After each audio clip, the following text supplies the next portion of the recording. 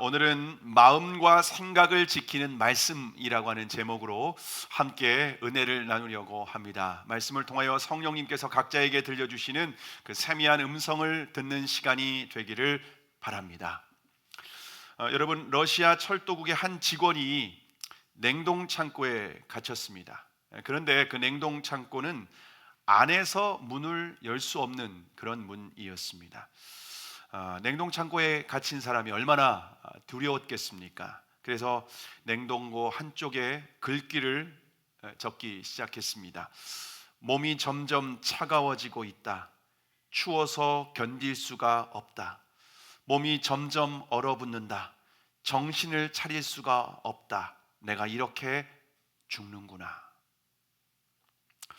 여러분, 이 글귀를 보면 그 당시의 상황을 조금이나마 우리가 느낄 수 있지 않습니까?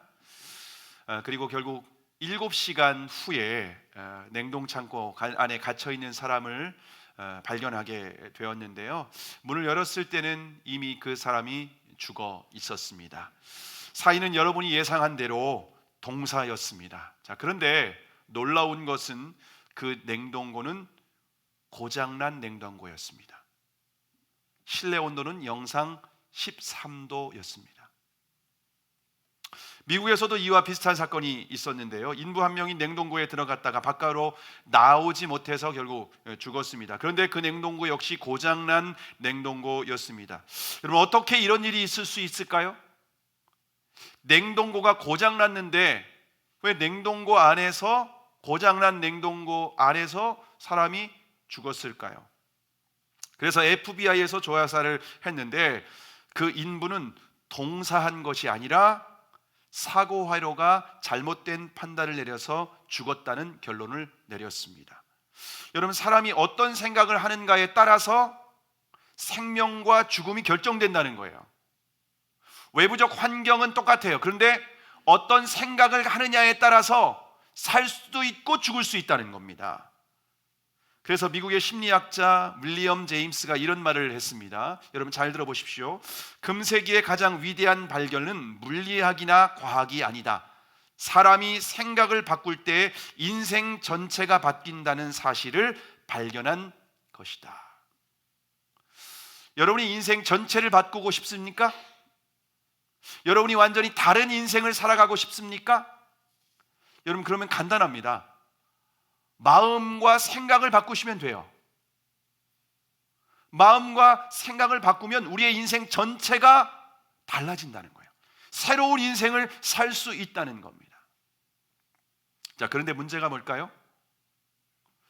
우리의 마음과 생각이 내가 원하는 대로 컨트롤되지 않는다는 거예요. 내 마음과 생각만 바꾸면 돼요. 그러면 우리의 인생이 달라져요. 그럼 우리의 인생이 새로운 인생을 살아갈 수 있어요. 그런데 내 마음과 생각이 내 마음대로 되지 않습니다. 여러분, 인생을 살면서 그런 것을 경험하지 않습니까? 내 마음 나도 몰라. 내 생각 내가 원하는 대로 컨트롤이 되지 않아. 왜 그럴까요? 왜 우리 인간은 내 마음과 내 생각을 스스로 컨트롤하지 못할까요? 심리학자들이 마음을 바꾸면, 생각을 바꾸면 우리의 인생 전체가 바뀐다는 것은 알고 있지만 그 마음과 생각이 영적인 영역이라고 하는 것은 모릅니다. 여러분, 마음과 생각은 영적인 영역입니다. 영적인 영역은 우리 인간의 의지와 결단으로 컨트롤이 되는 거 아니에요. 요한복음 13장 2절에 보시면은 마귀가 벌써 시몬의 아들 가룟 유다의 마음에 예수를 팔려는 생각을 넣었더니, 여러분, 마귀가 가룟 유다, 예수님의 제자였던 가룟 유다의 그 마음에 예수를 팔려는 생각을 넣었습니다. 여러분, 그런데 가룟 유다는 자신의 생각을 스스로 이걸 컨트롤해야 되고 말씀으로 뭔가를 이렇게 거부해야 되는데 거부하지 않았어요. 그런 생각을 그냥 받아들였어요. 마귀가 주는 생각을 받아들일 때 어떻게 될까요? 마음이 완고하게 됩니다. 완고하게 됩니다. 우리가 지난번에 나눈 생각 아닙니까? 나눈 말씀 아닙니까? 마음이 완고하게 돼요. 여러분, 가룟 유다의 마음이 바로 왕처럼, 애굽의 바로 왕처럼 강팍하게 된 거예요. 딱딱하게 굳어진 거예요. 그런 상태에서는 예수님이 아무리 말씀을 해도 회개하지 않아요. 예수님이 말씀하셔도 회개하지 않아요. 예수님께서 가룟 유다에게 회개하도록 계속 기회를 줬습니다. 너희 중에 하나가 나를 팔리라. 주여 내니이까? 저입니까? 그럴 때 예수님이 나와 함께 그릇에 손을 넣는 자가 나를 팔리라. 그때 가룟 유다가 예수님과 함께 탁 빵을 잡기 위해서 그릇에 손을 넣었거든요. 그 무슨 말이에요? 너 나를 팔려는 생각이 있지? 회개해야 돼. 주님께서 기회를 주시는 거예요. 근데 마음이 완고하니까 그렇게 말해도 깨닫지 못해요. 회개하지 않아요. 말씀이 들어가는 것이 아니라 이미 그 마음이 사단에게 지배를 당하고 있는 상태였기 때문에 그렇습니다. 그러면 아무리 말씀을 뿌려도 뿌리가 내리지 못해요.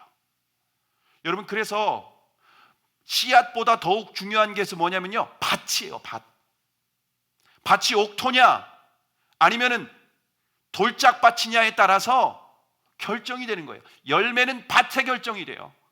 씨앗이 좋기만 하면은요, 밭이 옥토밭이라면 열매를 맺게 되어 있어요. 그런데 아무리 예수님이 말씀하셔도 가룟 유다는 마음이 강팍하니까 그 말씀을 깨닫지도 못하고 회개하지도 못하고 돌이키지도 않는 거예요.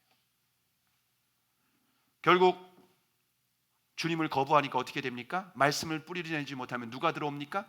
요한복음 13장 27절에 보면은 조각을 받은 후 곧 사탄이 그 속에 들어간지라. 여러분, 강팍한 마음에 말씀이 들어가지 못하게 되고 그러면 뭐가 들어갑니까? 사탄이 들어갑니다. 그 생각이 집을 지어놓는 거예요. 사탄의 집을 지어놓고 그러면은 사탄을 어서 들어옵시오 라고 하는 거랑 똑같은 겁니다. 그래서 사탄이 그 가룟 유다의 속으로 들어가게 됩니다. 그래서 가룟 유다의 인생은 마귀에게 지배를 받는, 마귀의 종로로 타는 인생이 됩니다. 그래서 예수님을 팔아 넘기고 결국 자신의 목숨은 스스로 목숨을 끊어버렸습니다. 비참한 인생이 된 거죠. 결국 마음과 생각을 지키지 못해서 그 인생이 멸망한 겁니다. 그 인생이 저주받은 인생이 되어버렸습니다. 여러분, 그래서 우리의 마음과 생각을 지키려면 반드시 안전장치가 필요하다고 지난번에 말씀을 드렸던 겁니다. 우리 마음의 안전장치는 첫 번째로 그래서 믿음의 공동체였습니다. 믿음의 공동체. 여러분, 믿음의 공동체 안에서 마음이 완고하게 되지 않도록 피차 복음으로 권면해야 됩니다. 뿐만 아니라 연약한 지체를 위해서 서로가 서로를 위해서 중보 기도를 해야 합니다. 그래서 삼겹줄과 같이 우리가 연합되어서 공동체로 하나 될 때에 하나님의 임재와 성령의 능력으로 마음과 생각을 지킬 수 있는 줄을 믿으시기를 바랍니다. 여러분, 우리가 성령의 안에서 마음과 생각을 지키는 사람은 이제 행동이 달라지게 되어 있어요. 성령을 따라 살아가게 되어 있습니다. 성령을 따라 살아가게 되면은요, 거룩한 습관이 생기게 됩니다. 거룩한 습관이 생기게 되면은 예수님과 동행하면서 결국 예수님과 같은 우리의 인격 가운데 성령의 열매를 풍성하게 맺히게 되는 줄을 믿으시기를 바랍니다. 그런데 이것은 처음 한 번, 두 번으로 되는 것이 아니라 처음 믿은 것을 끝까지 견고히 붙잡고 나아갈 때에 그리스도와 함께 참여한 자, 하나님 나라에 우리 모두 다 입성하게 되는 줄을 믿으시기를 바랍니다. 자, 이것이 우리가 지지난주에 함께 나눴던 말씀입니다. 다 기억나시죠? 표정은 처음 듣는다라는 표정입니다. 자, 그러면 마음과 생각을 지킬 수 있는 또 다른 안전장치는 무엇일까요? 오늘 본문 15절의 말씀입니다. 오늘 본문 15절의 말씀 함께 읽겠습니다. 시작.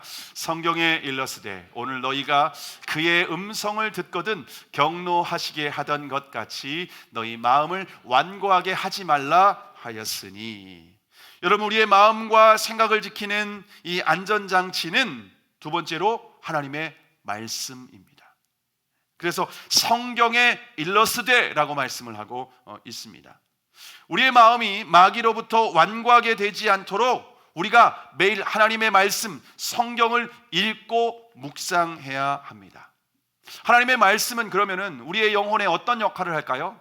히브리서 4장 12절에 보시면요, 하나님의 말씀은 살아있고 강력한 능력이 있다고 말씀을 하고 있습니다. 그래서 그 말씀 앞에 정직하게 그 반응을 하게 되면은요, 마치 그 말씀이 예리한 수술 칼과 같이 우리의 보이지 않는 혼, 그리고 영, 관절, 골수, 그리고 우리의 마음의 생각, 그리고 동기까지 다 그 말씀 앞에, 예수 그리스도 앞에 벌거벗은 듯이 훤히 드러나게 되어 있다는 겁니다.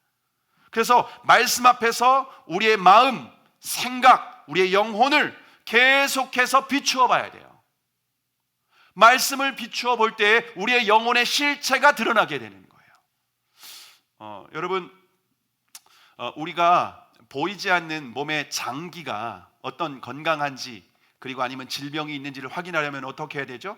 병원에 가서 엑스레이를 찍어요. CT, MRI와 같은 그런 검사 기계로 우리의 보이지 않는 몸을 다 찍을 수 있습니다. 그럼 장기라든가 뼈 속까지, 혈관까지 다 어떤 건강 상태가 어떤지 다 확인할 수가 있어요. 혈관에 뭐가 막혔는지도 다 드러나게 되어 있습니다. 그런데 여러분, 우리의 마음, 생각, 영, 혼, 뭘로 검사해요?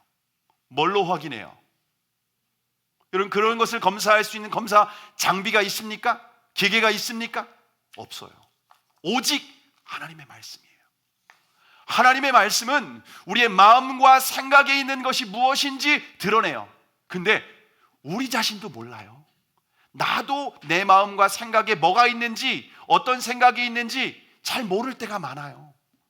나도 내 영적인 상태를 잘 깨닫지 못해요. 근데 말씀의 거울 앞에서 정직하게 대면을 하면은 그 말씀이 우리의 영적인 실체를 드러낸다는 거예요. 마치 거울 보듯이 내 영적인 상태가 어떤지, 내가 영적으로 질병이 들었는지, 마귀의 유혹을 받고 있는지, 아니면 믿음의 시험을 받고 있는지, 내 영적인 상태가 건강한지, 아니면 내가 문제가 있는지를 말씀 앞에서 내가 드러나게 된다라고 하는 겁니다. 자, 그런데 왜 사람들이 하나님의 말씀을 읽어도 말씀의 능력을 경험하지 못할까요? 왜 자신의 영적인 상태를 그래도 깨닫지 못하는 사람들은 왜 나타나게 되는 것일까요? 제가 신학대학원 다닐 때 귀납법적 성경 연구라고 하는 이 동아리에 들어간 적이 있습니다. 그 동아리에 들어갔는데 그 동아리에서 신학교 안에 있는 성경 연구 동아리예요. 그러면은 이제 신학생들은 이미 학부에서부터 신학을 공부한 사람들은 뭐 성경과 신학적인 지식들이 이미 많이 있어요. 그런데 그 신학대학원에 들어온 사람들에게 가르쳐 주는 게 무엇인가 하면요, 말씀을 여러분이 연구할 때 어떻게 읽어야 되냐? 낯설게 읽으라고 합니다. 낯설게. 익숙한 말씀으로 읽지 말고 처음 본문으로 대면하라는 거예요. 여러분이 성경을 이미 오랫동안 신앙생활 하신 분들은 말씀을 많이 읽었잖아요. 그래서 무슨 내용인지 다 알고 있잖아요. 그런데 낯설게 그 본문을 대하는 겁니다. 그리고 그 본문을 낯설게 대할 뿐만 아니라 반복적으로 읽는 거예요. 낯설게 대하고 반복적으로 읽다 보면은요, 내가 생각하지 못했던 그 말씀이 내 마음 가운데 다 와닿아요. 깨달아져요. 이런 말씀이 있었어? 이런 단어가 있었어? 이런 의미가 있었어? 여러분, 저는 신학교 다닐 때 학부 때 성경을 20독 했습니다. 매일 새벽 통독반을 만들어가지고 동아리를 만들었어요.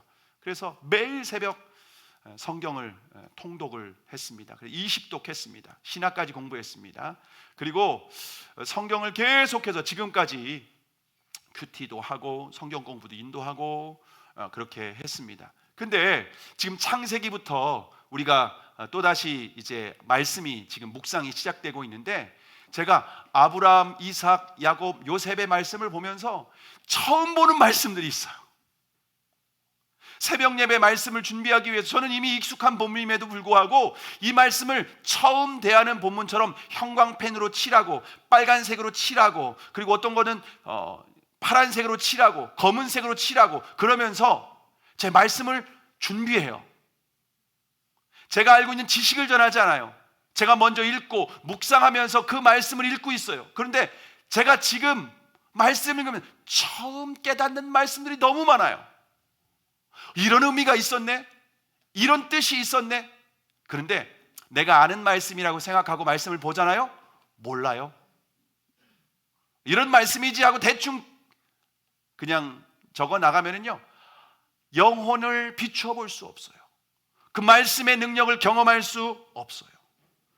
그래서 우리가 말씀 묵상할 때 우리가 필요한 게 뭐냐면 충분한 시간 확보입니다. 대충 그냥 여러분이 지식적으로만 문자적으로만 읽는 식으로 여러분이 말씀을 읽고 묵상하면요, 여러분 말씀의 능력을 결코 경험할 수 없습니다. 근데 충분한 시간을 갖고 낯설게 반복적으로 그 말씀을 내가 처음 대하는 본문처럼 읽고 반복적으로 주님 이것을 통해서 내게 말씀해 주세요. 주님 이것을 통해서 내게 원하시는 것이 무엇이세요? 주님 깨닫게 해주세요. 그렇게 하면서 말씀을 읽을 때에 처음에는 내가 말씀을 읽는데 말씀을 읽다 보면 말씀이 나를 읽기 시작합니다. 말씀이 내 영혼을 비추기 시작해요. 그리고 말씀을 통해서 내 영혼을 찔러요. 찔림이 있게 해요. 깨닫게 하셔요. 내 죄가 생각나게 하셔요. 내가 잘못한 것을 깨닫게 하셔요. 그래서 내 영혼의 실체를 드러낸다는 거예요. 그런데 우리가 하나님의 말씀 앞에 우리의 영혼의 실체가 드러날 때 어떻게 돼야 되는가? 합리화하지 마세요. 핑계대지 마세요. 책임 전가하지 마세요. 주님 앞에서 자신의 죄를 시인하고 회개하시기를 바랍니다. 이런 과정을 계속해서 반복하는 사람이 마음이 강팍하게 되지 않는 거예요. 완고하게 되지 않는 거예요. 부드러운 말씀으로 옥토 같은 심령으로 그 말씀의 씨앗이 뿌려질 때 30배, 60배, 100배의 결실을 맺게 되는 줄을 믿으시기를 바랍니다. 그래서 우리가 말씀을 읽을 때 주님의 음성을 듣는 자세로 읽어야 돼요. 지식을 하나 더 얻는 자세가 아니라 주님의 음성을 듣는 자세로 우리가 읽어야 된다라고 하는 겁니다. 그래서 오늘 보면 15절에 보시면 오늘 너희가 그의 음성을 듣거든 이라고 말씀하고 있습니다. 음성을 듣거든 경노하게 하시던 것 같이 너의 마음을 완고하게 하지 말라. 우리가 말씀을 통하여서 성경을 통하여서 주님의 음성을 듣는 겁니다. 요한복음 10장 27절에 보면 내 양은 내 음성을 들으며 나는 그들을 알며 그들은 나를 따르느니라 라고 말씀하고 있습니다. 우리가 말씀 묵상을 통해서 주님의 음성을 듣는 겁니다.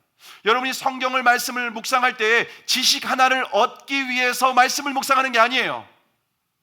주님의 음성을 듣기 위해서 말씀을 대해야 됩니다. 귀를 기울이는 거예요. 마음을 여는 거예요.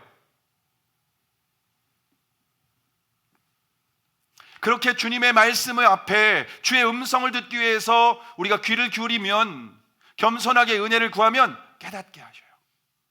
내 영적인 상태를 보게 하셔요. 내 마음과 생각 속에 사단이 집어넣은 생각이 무엇인지 분별이 되어 드러나요.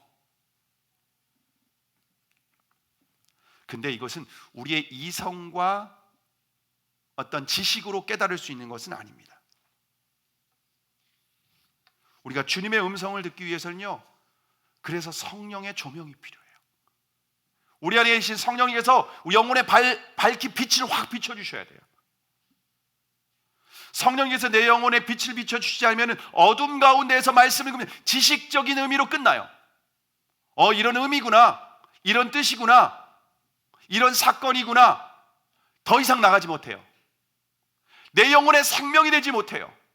내 영혼을 비추는 말씀이 되지 못하게 되는 거예요. 그러나 성령님께서 내 영혼을 비춰주실 때에 내 영적인 실체가 드러나게 되는 거예요. 주님의 음성이 들리는 거예요. 말씀이 내 영혼을 수술하는 게 보이는 거예요. 내가 주님 앞에 이 죄를 품고 있을 때에는 죄와 사단의 종로로 타게 되고 마음이 강팍하게 되고 주님을 따라가는 것이 아니라 죄와 사단을 따라가게 될 수밖에 없는 거구나 라고 하는 것을 성령의 조명 가운데에 깨닫게 되는 거예요.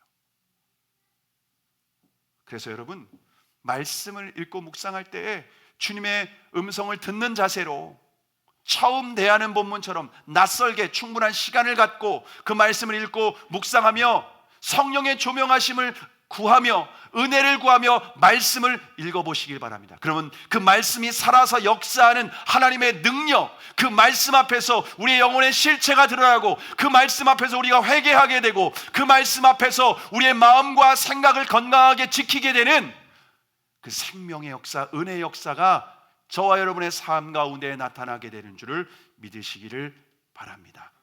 자, 그러면 말씀을 묵상할 때 성령님께서 조명하시면 어떻게 될까요? 성령님이 우리의 마음을 조명해 주시면 어떤 역사가 일어날까요? 오늘 본문 16절에서 19절입니다. 16절에서 19절 말씀을 함께 읽겠습니다. 시작. 듣고 경노하시게 하던 자가 누구냐? 모세를 따라 애굽에서 나온 모든 사람이 아니냐? 또 하나님이 40년 동안 누구에게 노하셨느냐? 그들의 시체가 광야에 엎드러진 범죄한 자들에게가 아니냐? 또 하나님이 누구에게 맹세하사 그의 안식에 들어오지 못하리라 하셨느냐? 곧 순종하지 아니하던 자들에게가 아니냐? 이로보건대 그들이 믿지 아니함으로 능히 들어가지 못한 것이라. 여러분, 우리가 성경에 보면은요, 이스라엘 백성들의 스토리가 나오잖아요. 우리의 역사가 아니라 이스라엘 백성들의 역사가 기록되어 있습니다. 특별히 출애굽기에 보면요, 이스라엘 백성들이 모세를 따라서 애굽에서 나왔습니다. 그러면 하나님의 말씀에 온전히 순종해야 되지 않습니까? 왜냐하면 애굽에서 10가지 이적과 또 홍해 바다를 갈라지는 놀라운 하나님의 이 기적을 체험하고 나왔어요. 그러면 하나님의 말씀에 온전히 순종해야 되는데 그들이 40년 동안 광야에서 한 일은 하나님께 불순종한 일입니다. 다 불순종하는 거예요. 그래서 하나님의 진노를 받고 광야에서 다 죽었습니다. 약속의 땅에 들어가지 못했습니다. 우리는 이스라엘 백성들이 불순종하고 광야에서 죽는 모습을 보면서 미련한 백성들, 어리석은 백성들이라고 우리는 생각을 합니다. 근데 이스라엘 백성들이 원망하고 불평하고 불순종하고 하나님을 불신하는 그 모습을 보면서 우리는 무엇을 깨달아야 될까요? 그 이스라엘 백성들의 모습이 바로 내 자신의 모습이라는 것을 깨달아야 된다는 거예요. 왜 우리가 말씀을 묵습니까? 이스라엘 백성들이 이렇게 말도 듣지 않았네, 불순종했네, 하나님을 거역했네, 우상을 숭배했네. 왜 하나님은 그들의 역사를 성경에 기록하고 우리에게 읽게 하실까요? 그들의 역사가 오늘날 우리의 삶에서 반복되고 있기 때문입니다. 모든 인간, 아담의 후손으로 태어난 모든 인간은 이스라엘 백성들이나 저와 여러분이나 똑같아요. 200만이나 되는 그들이 다 그렇게 범죄했다면, 200만이나 되는 그들이 불순종하고 하나님을 불신했다면 저와 여러분도 예외 없다는 겁니다. 듣고 경록케 하던 자가 누구냐? 모세를 따라서 애굽에서 나온 모든 사람이 아니냐? 예수 믿는다고 다 하나님의 말씀에 순종합니까? 교회에서 예배 드린다고 다 여러분이 죄를 멀리하고 의를 따라서 주님과 동행하십니까? 그렇지 않다는 거예요. 우리는 그들의 말씀을 보면서 불순종하는 나를 봐야 됩니다. 하나님을 경록케 하는 그들을 바라보면서 내 안에 하나님을 경록케 하는 내 죄를 봐야 된다는 겁니다. 그것을 깨달아야, 그 죄를 발견해야 회개하게 되고 안식에 들어가게 되고 주님과 동행하는 삶을 살 수 있다는 겁니다. 여러분, 성경을 볼 때 이것은 어떤 관점으로 바라봐야 하는 거예요. 성령의 조명하심이 있으면은 이스라엘 백성들의 죄, 이스라엘 백성은 우리의 나라의 역사도 아니에요. 근데 그들의 죄가 바로 나의 죄라고 하는 것을 가르쳐 주십니다. 이게 성령의 조명하심이에요. 성령이 조명하시기 전에는 지식이었어요. 이론이었어요. 이스라엘의 역사였어요. 그러나 성령의 조명하시면은 그들의 죄가 바로 나의 죄구나. 이게 내 안에 있구나. 내 삶에 있구나. 내가 이런 죄를 범하고 있었구나. 이게 성령의 조명하심으로 깨달아지는 거예요. 여러분, 우리가 창세기 말씀을 묵상하고 있는데 창세기 요즘 본문에 보면은요, 요셉에 대한 말씀이 나오죠. 요셉은 야곱의 아들입니다. 근데 야곱의 아들들 중에는요 12아들이 있었습니다. 그 중에 이제 요셉은 11번째 아들이었죠. 그런데 야곱의 12아들들 중에서 여러분 굉장히 중요한 인물 두 사람이 있습니다. 첫 번째는 요셉이라는 인물입니다. 그래서 요셉에 대한 비중이 굉장히 많죠. 요셉에 대한 스토리가 굉장히 많은 비중을 차지하고 있습니다. 그리고 또 한 명의 야곱의 12아들들 중에서 또 한 명 아주 중요한 인물이 누구인가 하면 바로 유다입니다. 유다. 여러분, 요셉과 유다는요 야곱의 아들들 중에서 완전히 극과 극입니다. 요셉은 얼마나 의로운지 몰라요. 정말 어릴 때부터 얼마나 믿음이 있었는지 몰라요. 죄의 요구에서부터 이기고 결국 하나님의 꿈이 성취가 되고 결국에는 가족들을 구원하는 그런 위대한 역사를 이루지 않았습니까? 근데 반면에 유다는 어떤 사람입니까? 유다는요 요셉을 이스마엘 상인에게 팔아넘기는데 결정적인 역할을 한 사람이 바로 유다입니다. 유다. 동생을 팔아넘긴 정말 양심도 없는 피도 눈물도 없는 짐승과 같은 그런 인간이 바로 유다라는 것을 성경에서 우리에게 보여주고 있습니다. 동생이 살려달라고 애원하고 유다 형, 나 살려줘. 내가 잘못했으면 용서해줘. 앞으로 잘할게. 그런 소리를 외면해요.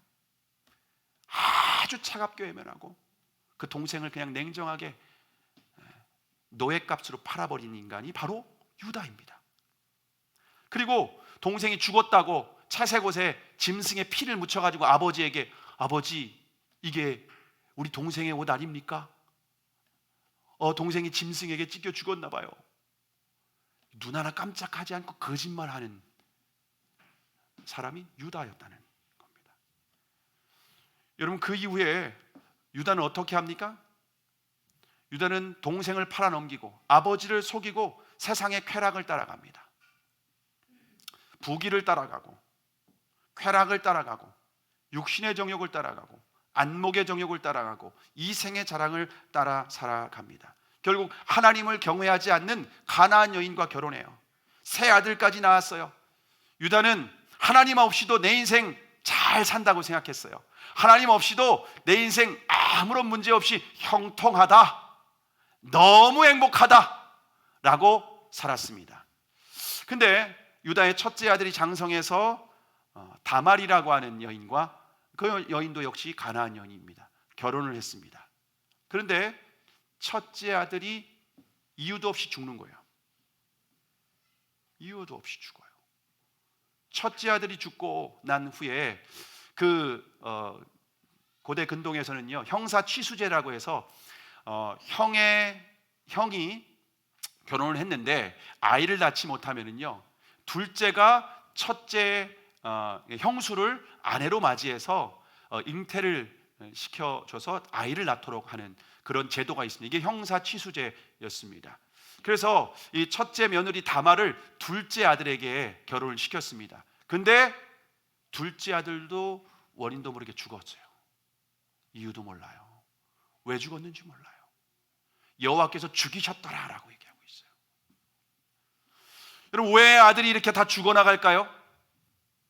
하나님은 유다가 죄인이라고, 하나님 앞에서 범죄하고 동생을 노예로 팔아버리고 아버지에게 속임수를 하고 이렇게 세상을 따라가는 그런 유다의 죄를 회개하라고 깨닫게 주님께서 이렇게 징계하시는 과정이라는 겁니다. 그럼에도 불구하고 유다가 회개하지 않아요. 그렇게 하니까는 세 번째 어떻게 하십니까? 유다의 아내를 죽게 하십니다. 유다의 아내를 죽게 하셔요. 그럼 회개했습니까? 그래도 회개하지 않아요. 유다는 그렇게 하고 이제 양털을 깎을 때가 되었는데, 이 목축업을 하니까 양털을 깎을 때가 됐어요. 이제 돈이 생기니까, 그때는 이제 좀 더 돈이 생기니까 먹고 즐기기 위해서 양털을 깎고 내려갔는데, 그 양털을 깎고 내려갔다가 그 지역에 있는 창녀와 동침을 합니다. 유다가 아내가 먼저 죽었으니까 창녀와 동침을 하게 된 거죠. 육신의 정욕을 따라간 거죠. 창녀와 동침을 했는데 마땅히 줄 돈이 없는 거예요. 줄 돈이 없어서 끈과 도장, 자기를 상징하는 물건을 맡겨뒀습니다. 나중에 양털 다 깎고 나서 돈이 생기면 내가 당신에게 지불하겠다라고 했습니다. 그리고 돌아와서 얼마 후에 갔더니 이 창녀가 없다는 거예요. 이 지역에는 창녀가 없다는 거예요. 내가 분명히 창녀와 동침을 했는데 왜 창녀가 없지? 이상하다 싶어서 돌아왔습니다. 근데 몇 달 후에 자신의 며느리 다말이 임신을 했다는 소식이 들려오는 거예요. 무슨 말이야? 내 첫째 아들도 죽이고 둘째 아들도 죽이고 이 셋째가 자라면은 이제 다시 결혼을 시켜주려고 했는데, 근데 이 셋째를 결혼시키면 아들이 죽을까봐 결혼을 안 시키고 있었거든요. 그래서 그 며느리가 임신했다는 소식을 듣고 불태워 죽여라, 처형을 시켜야 된다, 저런 여자는 죽어 마땅하다 라고 하면서 소리를 지릅니다. 그러니까 유다의 며느리 다말이 내가 죽을 때 죽더라도 나를 임신시킨 사람이 누군지는 확인하고 죽이라고 그러면서 딱 끓여놨는데 유다가 맡겨진 창녀에게 넘겨주었던 그 도장과 끈이었던 거예요. 저 여자를 죽여야 된다, 불태워 죽여야 된다 라고 했던 그 입술을 바랬는데, 그 며느리가 며느리에게 임신시킨 남자가 바로 자기 자신이었던 거예요. 이 일을 누가 했습니까? 하나님이 하신 일입니다. 왜 그랬습니까? 유다의 죄를 깨닫게 하시기 위해서, 유다의 일을 회개시키기 위해서 하나님께서 하신 일이라는 겁니다. 그때 유다가 며느리에게, 사람들에게 뭐라고 합니까? 그는 나보다 옳도다. 그는 나보다 옳도다. 비로소 죄와 사단의 종로로 타는 유다의 인생 가운데 성령의 조명하심이 있었던 겁니다. 그 죄를 깨닫게 하신 겁니다.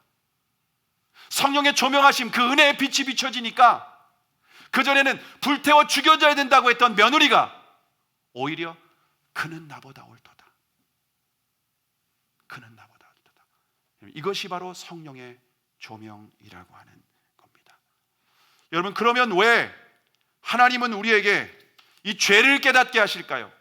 말씀을 통해서 우리의 죄를 조명하실까요? 왜 빛을 비추어 주셔서 우리 죄를 깨닫게 하실까요? 그 이유는 우리가 죄인이라는 것을 알아야 예수 그리스도를 믿기 때문입니다. 예수님이 이 땅에 오신 목적이 무엇입니까? 예수님이 이 땅에 오신 목적은 의인을 위해서 오신 것이 아닙니다. 누가복음 5장 32절에 보면은 내가 의인을 부르러 온 것이 아니요 죄인을 불러 회개시키러 왔노라 라고 말씀하고 있습니다.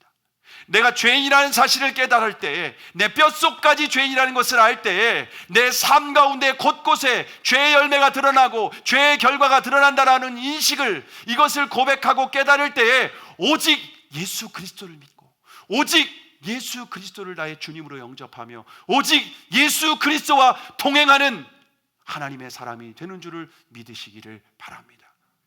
그래서 말씀을 통해서 성령의 조명하심이 비춰질 때에 우리는 죄를 깨닫게 된다라고 하는 겁니다. 여러분, 죄를 깨닫지 못할 때에 결코 우리는 예수님과 상관이 없어요. 예수님이 나의 삶에 도움이 필요한 거죠. 힘들 때 도와주세요. 기도 응답을 해줘야 되니까, 어떤 신이라는 존재가 필요하니까, 내 힘으로 할 수 없으니까 신이 필요하잖아요. 다른 이방 신들이 이방 종교에서 갖고 있는 것처럼 나 경제적으로 어려워요, 좀 건강이 안 좋아요, 나 물질이 필요해요, 우리 자녀가 좀 어려워요. 여러분, 예수님은 우리의 삶의 문제를 해결해 주시기 위해서 오신 게 아니라 죄를 해결해 주시기 위해서 오셨습니다.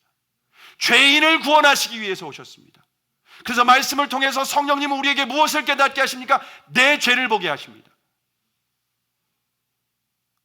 이스라엘 백성들이 범죄하고 불순종하고 불신하는 그 모습을 보면서 나의 죄를 보게 하시는 겁니다. 여러분, 그런 사람들이 성령의 조명하심 가운데에 안식에 들어가는 거예요. 예수 그리스도 안으로 들어가는 거예요. 하나님 나라에 들어가게 되는 거예요. 이게 바로 성령의 조명하심입니다. 성령의 조명하심이 보이면은요, 조명하심이 있으면 관점이 바뀌는 거예요. 요셉의 관점이 아니라 유다의 관점으로 성경을 보는 거예요. 여러분, 요셉은 예수 그리스도의 예표입니다. 유다는 저와 여러분의 대표 인물입니다. 그래서 우리는 내가 요셉이라고 하는 전제로 성경을 읽는 것이 아니라 내가 유다라고 하는 전제로 성경을 읽으시길 바랍니다. 그렇게 말씀을 읽고 묵상할 때에 그 말씀이 우리의 영혼을 비추고 우리의 영혼을 수술하고 그 말씀 앞에서 우리의 죄의 실체가 드러나고 죄와 사단의 종로로 타는 나의 모습이 드러나게 되고 비로소 주님 앞에 회개하며 은혜를 구하고 그 은혜를 구하는 사람들이 주님의 은혜 가운데에 말씀에 순종하게 되고 성령을 따라가게 되고 주님과 동행하는 삶을 살아가게 되는 줄을 믿으시기를 바랍니다. 여러분, 우리는 요셉이 아니라 유다입니다. 오랜 시간 동안 저도 요셉이라고 하는 관점에서 나는 의로워, 난 괜찮아, 나는 문제가 없어, 이런 관점으로 성경을 읽었어요. 그럴 때 어떻게 했는지 아십니까? 가정 안에 문제가 있으면은 네 탓이야. 아이들에게 문제가 있으면 네가 잘못해서 그래. 그럼 문제가 해결됩니까? 오히려 더 심각해져요. 가정 안에 갈등이 더 심각해져요. 부부관계에 어려움이 생겨요. 아이들은 더 엇나가요. 그런데 요셉의 관점이 아니라 유다의 관점으로 하나님의 말씀을 보니까 가정 안에 부부관계의 문제는 내 문제라는 것을 깨닫게 하십니다. 자녀가 얼당하고 갈등이 있는 것은 내가 말씀으로 양육하지 못했기 때문에, 내가 그리스도의 사랑으로 아이를 대하지 못했기 때문이라고 하는 것을 주님께서 깨닫게 하십니다. 여러분, 그럴 때에 부부관계가 다시 회복이 됩니다. 자녀들이 순종하는 자녀로 다시 돌아오게 됩니다. 이게 바로 성령의 역사인 줄을 믿으시기를 바랍니다. 그래서 성령의 조명하심이 있으면은요, 내 탓이야가 아니라 내 탓이오라고 됩니다. 여러분, 지금까지 어떻게 말씀을 보셨습니까? 말씀의 능력을 경험하셨습니까? 여러분 안에 성령의 조명이 있었습니까? 이스라엘 백성들이 불순종하고 범죄하고 하나님을 진노하게 하고 광야에서 죽었던 그들의 스토리를 바라보면서 우상 숭배를 했던 그들의 스토리를 바라보면서 그들이 어리석은 백성이라고 하면 손가락질했습니까? 아니, 이 문제는 나의 문제였구나. 내가 우상 숭배했고, 내가 불신했고, 내가 불순종했고, 내가 하나님을 진노하게 했구나. 주님, 나의 죄를 용서합니다. 주님, 나의 죄를 깨닫게 해주시니 감사합니다.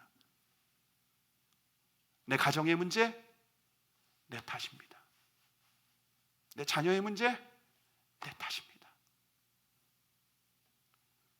그럴 때에 여러분의 가정 가운데, 여러분의 삶 가운데 하나님 나라가 임하게 되는 줄 믿으시기를 바랍니다. 말씀을 마치려고 합니다. 영국에서 유다의 얼굴이라고 하는 연극이 상영된 적이 있는데요, 내용은 누가 예수님의 12제자 중에서 유다의 배역을 맡을 것인가 하는 그러한 주제 영화였습니다.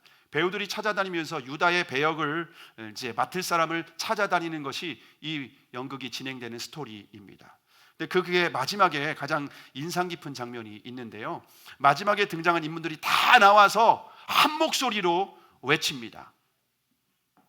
당신도 유다가 될 수 있습니다. 당신도 유다가 될 수 있습니다. 당신도 유다가 될 수 있습니다. 관객들이 너무나도 당황하는 거예요. 여러분, 우리가 어떻게 유다가 될 수 있을까요? 마음과 생각을 지키지 못하면 저와 여러분이 유다가 되는 거예요. 마귀의 종로로 타는 거예요. 더 심각한 문제는 많은 성도들이 마음과 생각을 지키지 못해서 지금 가룟 유다가 유다처럼 살아가는 성도들이 많이 있습니다. 근데 말씀의 조명에, 성령의 조명하심을 받지 못하니까 깨닫지 못하는 거예요. 우리가 말씀을 묵상할 때 내가 유다가 될 수 있다, 내가 가룟 유다가 될 수 있다, 내가 예수님을 팔아버릴 수 있다. 물질 때문에, 내 목숨 때문에, 내 자녀 때문에, 내 쾌락 때문에 자녀를, 예수님을 팔아버릴 수 있다. 여러분, 그 관점으로 말씀을 읽고 매일 묵상하시길 바랍니다. 그리고 믿음의 공동체 안에서 자신의 연약함을 고백하며 피차 권면하실 수 있기를 바랍니다. 그럴 때 여러분이 마음과 생각을 지키며 끝까지 믿음의 경주를 완주할 수 있게 되는 줄을 믿으시기를 바랍니다. 믿음의 공동체 안에서 저와 여러분이 매일 살아계신 하나님의 말씀의 그 조명을 받아서 내가 유다가 될 수 있다 라고 하는 이 관점으로 매일 말씀 앞에 서서 자신의 실체를 주님 앞에 드러낼 때에 저와 여러분이 그 믿음의 경주를 끝까지 완주하고 우리가 붙잡고 있는 이 복음을 끝까지 붙들고 천국에 입성하게 되는 줄을 믿으시기를 바랍니다. 그런 저와 여러분이 되기를 주님의 이름으로 축복합니다.